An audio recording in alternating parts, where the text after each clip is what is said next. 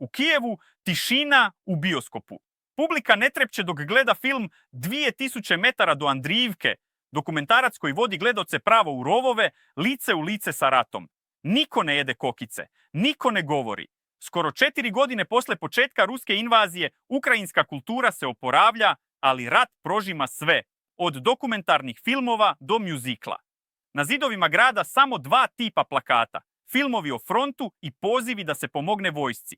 Dokumentarci poput Kuba i Aljaska prikazuju ratne bolničarke između humora i užasa. U Ukrajinskoj kući fotografije tela postavljenih kao grobovi. Neki ljudi priznaju da više ne mogu da gledaju rat ni na ekranu, ali drugi smatraju da moraju da se ne zaboravi.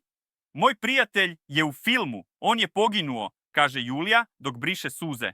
I dok su bioskopi puni tišine, opera u Kijevu nudi nešto sasvim drugo. Rock operu Patriot.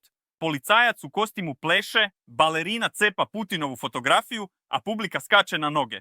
I u mjuziklu ima misija, da pokažemo da Rusija nije naš brat, kaže reditelj Petro Kačanov.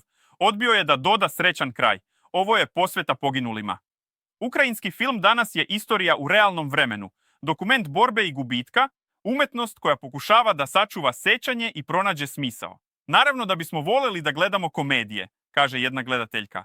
Ali za sada, rat je naš život i naša kultura.